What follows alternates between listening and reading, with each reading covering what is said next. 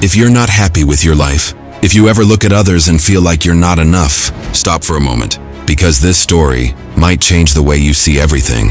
You see, the greatest thief of peace isn't failure, it isn't rejection, it's comparison. And once you understand that, your entire world changes. Once upon a time, in a quiet valley surrounded by mountains, lived a young man named Aaron. He was a hard worker, honest, kind, and full of dreams. But deep inside he carried a silent pain. Every time he looked at others, he felt smaller. When he saw his friend Kian ride a beautiful horse, he thought, why can't I have that? When he saw his neighbor's house shining under the sun, he whispered, why does life always favor them? No matter how much he achieved, it never felt enough. His joy was stolen by comparison. Days passed and Aaron's smile began to fade. He stopped enjoying the little things.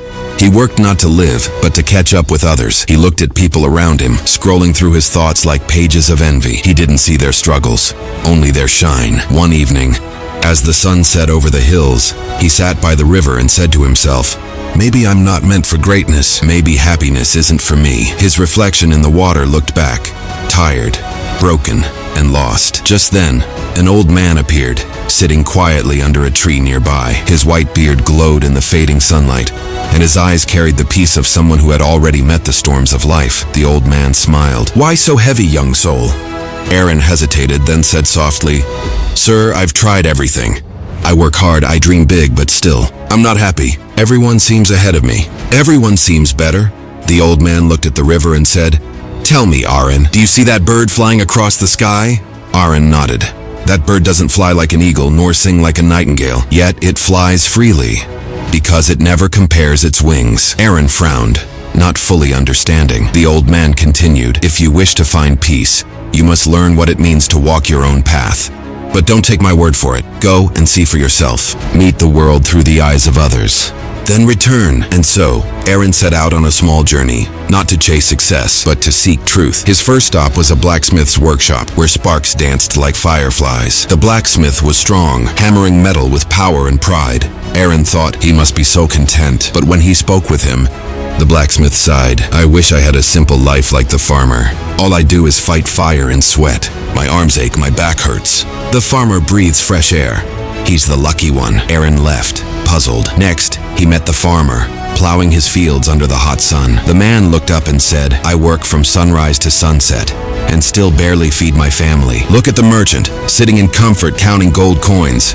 That's real happiness. So Aaron went to the merchant. The merchant smiled, but his eyes looked restless. My friend, he said, gold can buy beds, not sleep.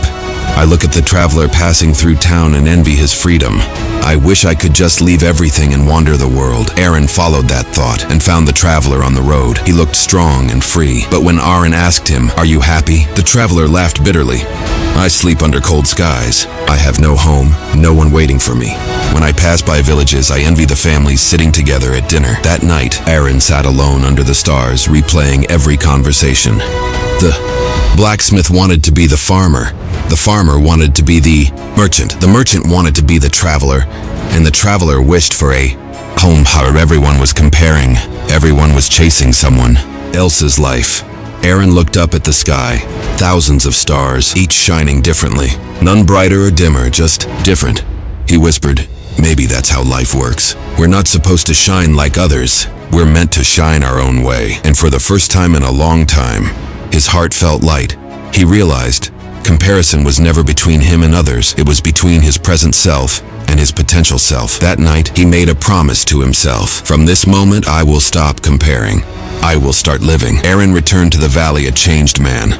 He still walked the same roads, met the same people, and lived in the same small house, but everything felt different. He worked with gratitude instead of greed. He smiled when others succeeded, because he no longer saw them as rivals, but reminders that the world is full of possibility. People noticed the light in his eyes. Some even came to him for advice, wondering what changed. He simply said, I stopped looking at others' gardens and started watering my own. You see, comparison is a silent killer.